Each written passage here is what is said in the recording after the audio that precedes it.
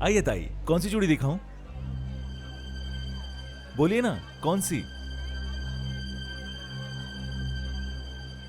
ये वाली। ये चूड़ी आपके ऊपर बहुत खूबसूरत लगेगी। ये लीजिए ताई, सिर्फ 100 रुपए।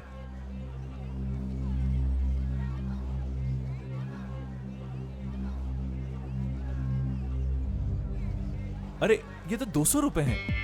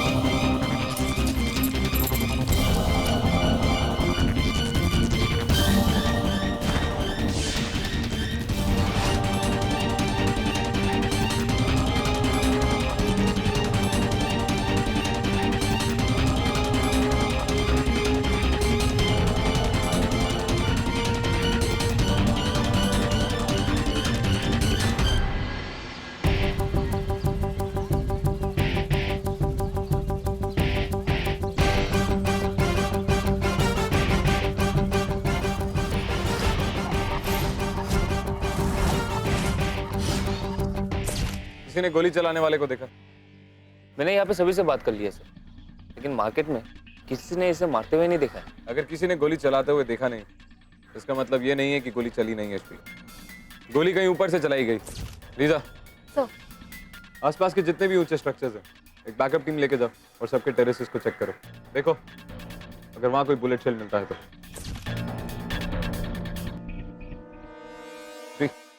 इसके पास से इसका कोई आइडेंटिफिकेशन मिला? इसके पर्स में एक आईडी कार्ड मिला है सर, उससे पता चलता है कि उसका नाम माही है। चूड़ी वाला बोल रहा था कि वो उसके दुकान में गई थी और चूड़ियाँ खरीदने के बाद डबल पैसा देके चली गई। वो ये भी बोल रहा था कि वो काफी परेशान थी। और किसी ने कुछ देखा? नहीं सर।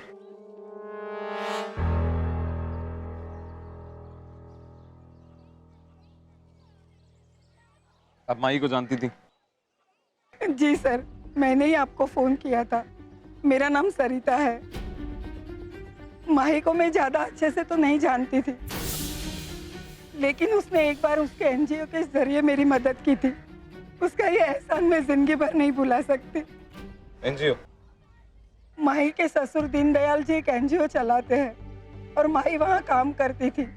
दीनदयाल जी ने यहाँ के लोगों के लिए बहुत कुछ किया है। माही ने इस एरिया के गरीब लोगों की बहुत मदद की है सर। आज के बाद से आप लोगों को अपनी दवाइयों की चिंता करने की कोई जरूरत नहीं है। हमारी बात एक लोकल अस्पताल में हो चुकी है और वो लोग आप लोगों का इलाज मुफ्त में करने के लिए तैयार हो गए हैं और यहाँ तक कि मेडिसिन भी वो लोग फ्री देंगे। माही बेटा, तुम नहीं होती तो हम लोगों का क्या होता? कहाँ जाते हम लोग? नहीं नहीं, ये सब आप लोगों की मेहनत का नतीजा है। मैं तो सिर्फ अपना काम कर रही थी। और हाँ, सबसे बड़ा हाथ तो आपके दीनदयाल जी का है। इनको थैंक्स बोलिए। अगर पापा नहीं होते ना तो ये काम इम्पॉसिबल था। इन्होंने ही सरकारी लोगों से बात की, तभी जाके ये सब पॉसिबल हुआ है। नहीं माही, तुमने बहुत अच्छा काम किया और ये सब उसी का फल है। वैसे भी पापा और मुझे सूझ भी नहीं रहा था कि ये सब हम कैसे करें। माही बेटा, ये बिल्कुल ठीक कह रहा है। ये सब तुम्हारी मेहनत का फल है।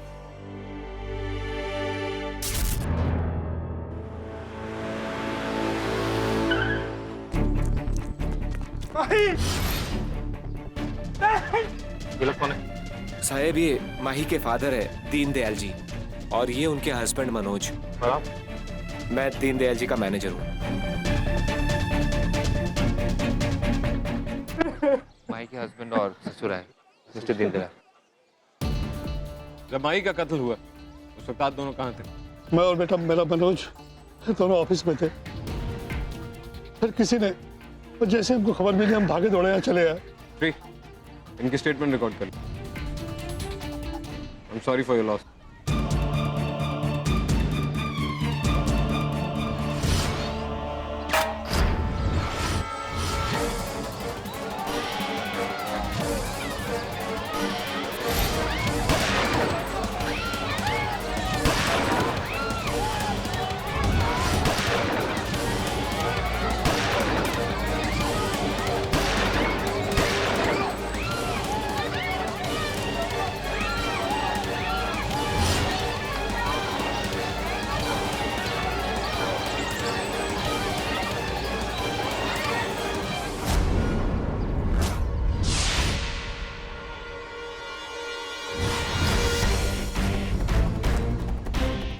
गन नीचे करो।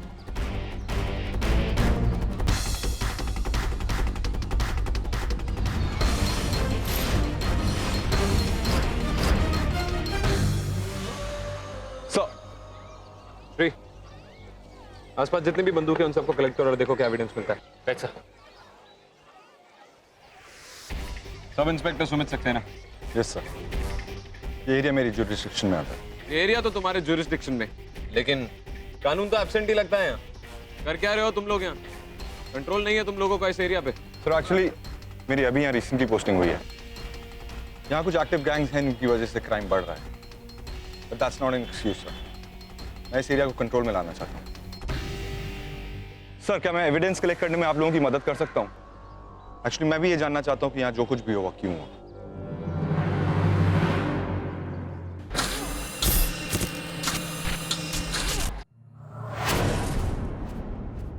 लीजा, सर माई के साथ और कितने लोग मारे गए?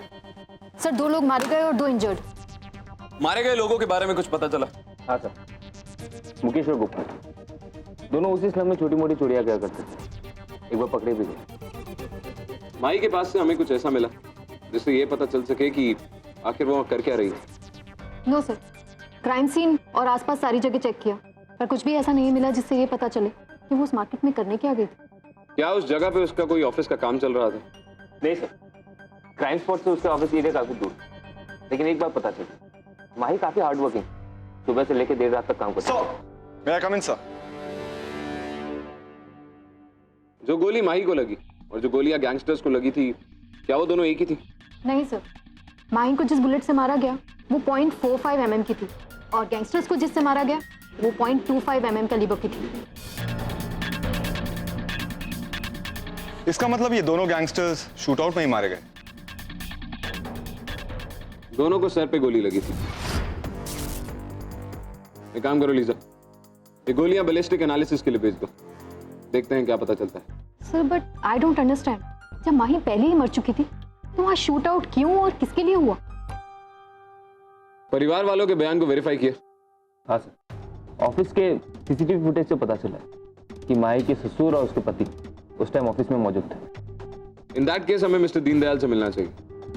शायद माही का पति मनोज हमें ये बता सके कि आखिर माही वहां कर क्या रही थी। श्री, चेक करो क्या वो इस वक्त हालत में है बयान देने की। अच्छा।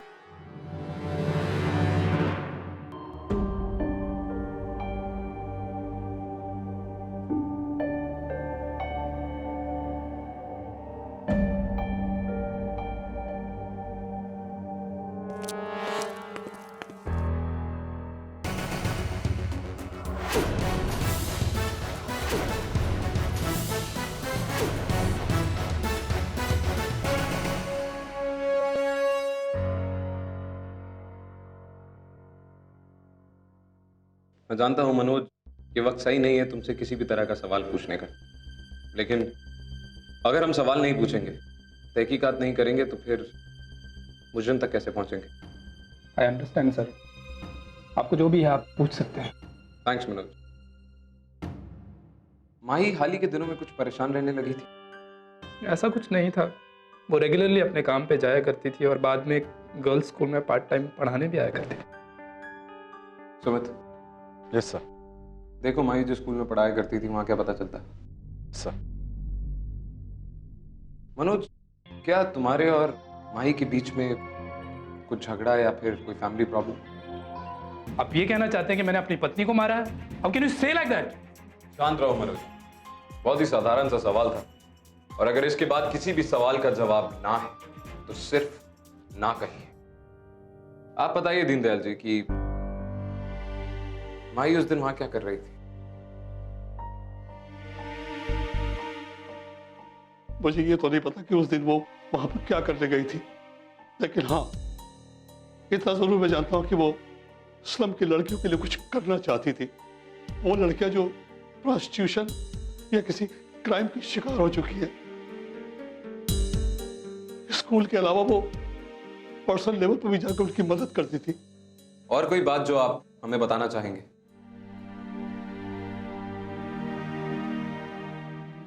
देखिए, हमें कोई भी बात पता चलेगी हम आपको बता देंगे, और अगर आपकी इन्वेस्टिगेशन खत्म हुई है तो प्लीज श्री, इनके एनजीओ का चप्पा चप्पा छान मारो। देखो, अगर वहां माई से रिलेटेड कोई भी क्लू मिलता है, चाहे वो छोटे से छोटा क्यों ना, एक छोटा सा क्लू भी इस केस में एक बहुत बड़ा लिंक बन सकता है। सर, हमने एनजीओ की पूरी तलाशी ले ली। वहाँ पे माई से जुड़ा हुआ ऐसा कोई भी सामान नहीं मिला है। उसके ऑफिस कंप्यूटर पे भी उसके कोई पर्सनल डिटेल्स नहीं है। सर, मुझे माही की असिस्टेंट मिल गई है जो उसके साथ स्कूल में काम करती थी। उसका नाम सलमा है। अब माई की फैमिली को बहुत अच्छी तरह जानती थी। उसके परिवार के साथ कैसा रिश्ता था? मैं ही कैसा, सब जानते हैं। दीनदयाल जी माही दीदी को अपनी बेटी ही मानते हैं। माही बिटिया, माही बिटिया, बस यही सुना है उनके मुंह से हर बार। बहू तो कभी सुना ही नहीं था। और माही दीदी भी, वो भी अपने घर वालों से बहुत प्यार करती थी। ये बात तुम्हें सिर्फ पता है या तुमने ऐसा देखा है जिसके बाद तुम्हें विश्वास हो गया कि उसका परिवार भी उससे उतना ही प्यार करता था जितना वो अपने परिवार से? आओ सलमा, आओ। तुम बिल्कुल सही वक्त पे आई हो, but just give me 2 minutes, मैं पापा को दवाई दे के आई। हम कब से सर, जिन जिन लोगों ने हमारे एनजीओ में चेक्स दिए थे, सभी के फंड्स क्लियर हो गए हैं और 2 बजे के बाद मैंने गुप्ता जी के साथ आपकी मीटिंग फिक्स की है। ठीक है। ये लीजिए दवाई। जब आपकी तबीयत ठीक थी नहीं तो आप बाहर क्यों गए? आपको मैंने मना किया था ना बाहर जाने से। आप मुझे भी तो भेज सकते थे ना। पापा, अगर आप अपना ध्यान नहीं रखेंगे तो और कौन रखेगा? बेटा, अभी तो मैं जवान हूं। क्यों श्याम? जी सर। मेरी बेटी नाराज होती है। उससे ज्यादा मैं और क्या कहूँ सर। लेकिन एक बात जरूर थी, कुछ 10 दिनों से माही दीदी बहुत गुमसुम सी रहती थी, परेशान सी रहती थी। वो शायद पिंकी का कोई मैटर हो। ये पिंकी कौन है? कुछ हफ्ते पहले ही माही दीदी उसे स्कूल लेकर आई थी। बाहर गांव की लड़की है। सेंटर के लोग कहते हैं कि किसी गैंग ने उसे किडनैप करके यहाँ लाया था। फिर माही दीदी ने ही उसे उस गैंग से बचाया और स्कूल में भर्ती कर लिया। मन करो ना। अब हमारा क्या होगा दीदी? देखो, तुम रोना बंद करो, पानी पियो। घबराओ मत, चिंता मत करो, मैं हूं ना तुम्हारे साथ। हाँ, अब तुम उस गैंग के जाल से आजाद हो चुकी हो। कोई तुम्हारा कुछ नहीं बिगाड़ेगा। और रही बात मुन्ना की, तो तू बिल्कुल चिंता मत कर, मैं खुद उसे ढूंढ निकालूंगी। और फिर तुम दोनों यहाँ से दूर चले जाना और अपना एक प्यारा सा घर बसाना। चलो, रोना बंद करो, रोना बंद करो। और ये मुन्ना कौन है? यहीं का लड़का है। ड्रग्स का धंधा करता था, लेकिन फिर उसे पिंकी से प्यार हो गया और इसीलिए वो ड्रग्स का धंधा ये छोड़ना भी चाहता था। आता रहता था स्कूल में कई बार। घंटों बैठकर माही दीदी इन दोनों को कुछ समझाती रहती थी। पिंकी, मुन्ना, तुम दोनों यहाँ से जल्दी चले जाओ, वो लोग तुम्हें ढूंढ रहे होंगे। दीदी, क्या हम पुलिस के पास नहीं जा सकते? नहीं नहीं, देखो, वो सब मैं हैंडल कर लूंगी। तुम लोग बस यहाँ से चले जाओ, क्योंकि यहाँ रहना तुम्हारे लिए खतरे से खाली नहीं है। कोई और अनयूजुअल बात जो तुम्हें इस वक्त याद आ रही है?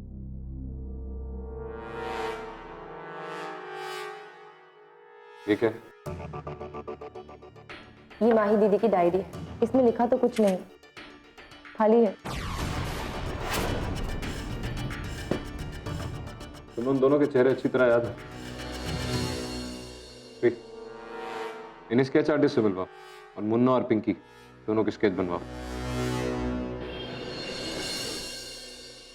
श्री, वो नंबर्स क्या है, पता चला? नहीं सर, मैंने सारे पॉसिबल कॉम्बिनेशंस ट्राई कर लिए। 4 नंबर्स, पिन कोड्स, अब रिलीजियस बुक के पैसेजेस, जिससे हमें कोई क्लू मिल सके, लेकिन अफसोस ऐसा कुछ भी नहीं मिला है। सर, मुन्ना और पिंकी गायब हो गए। दोनों का कुछ पता नहीं। दोनों के घर पे भी कोई नहीं है और किसी ने उन्हें कहीं जाते हुए भी नहीं देखा। लेकिन एक बूढ़े आदमी ने, जो मुन्ना के पड़ोस में रहता है, उसने मुझे बताया कि यादव गैंग के कुछ आदमी मुन्ना से मिलने आए थे। यादव गैंग?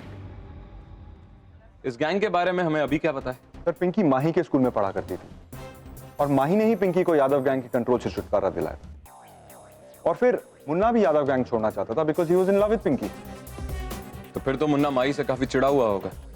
एक काम करो, पिंकी और मुन्ना की तस्वीर अखबारों में छपा दो और ये भी छपा दो कि अगर कोई भी इन दोनों को देखे तो हमें इमीडिएटली कॉल करेगा। Right sir.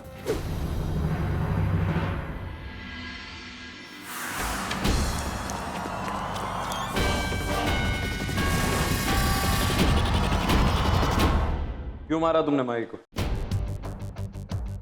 सर मैंने माही को नहीं मरवाया, पर हाँ सर, माही को और उसके ससुर को मैंने धमकी जरूर दी थी। और मैं ये भी जानता हूँ कि उनका परिवार बहुत अच्छा है। तो फिर क्यों धमकी दी थी उन्हें? क्योंकि साहब वो मेरे गैंग के मामले में दखल अंदाजी कर रहे थे।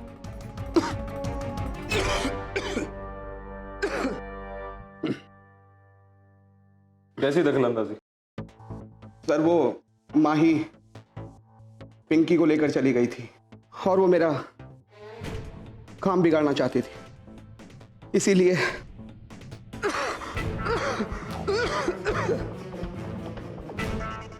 इसीलिए मैं उस दिन वहाँ पिंकी को लेने गया था। तभी मैंने माही से भी पूछा। माही को मैंने समझाया कि मेरे काम में दखल मत दे, वरना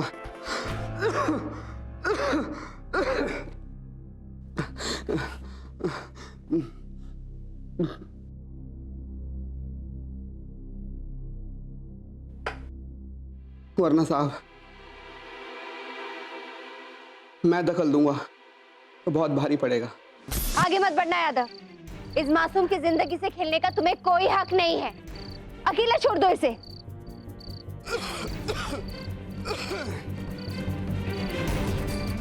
अगर नहीं छोड़ा तो तू क्या कर लेगी? और देख माही, अपने आप में झांसी की रानी बनने की कोशिश मत कर। चल जा अभी, जाकर अपनी एनजीओ संभाल। और ये लड़की है ना, इसे मेरे हवाले कर दे। अबे तुम लोग क्या शक्ल देख रहे हो? उठा लड़की को।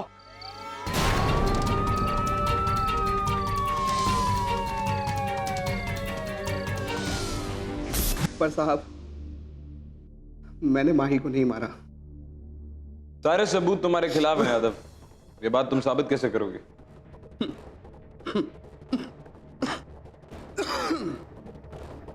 साहब उस दिन मैं हॉस्पिटल में अपने कैंसर का ट्रीटमेंट करा रहा था।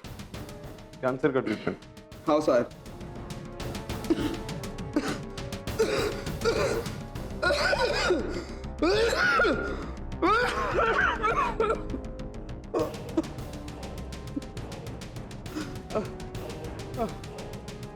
पानी पी लो।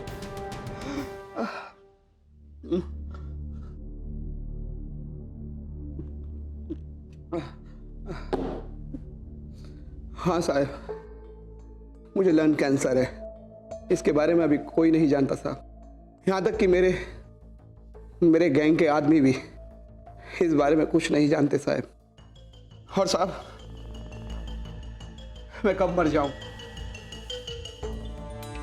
कुछ नहीं पता सब। मेरे मरने के बाद मेरी गेम समझो खत्म हो गई। तुम माही की मौत के बारे में और क्या जानते? वहां दूसरा शूट आउट क्यों हुआ? मैं जब हॉस्पिटल से वापस लौटा तो मेरे आदमियों ने मुझे बताया कि पहले उनके ऊपर किसी ने फायरिंग की।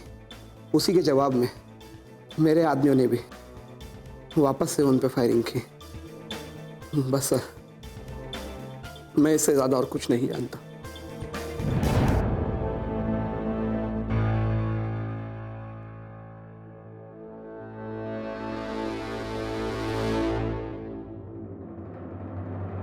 और अगर उसने खून किया होता तो उसके अंदर एक डर जरूर होता।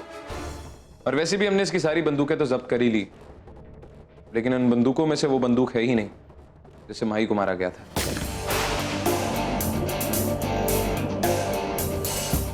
और सब्सक्राइब करें स्टार प्लस यूट्यूब पेज को।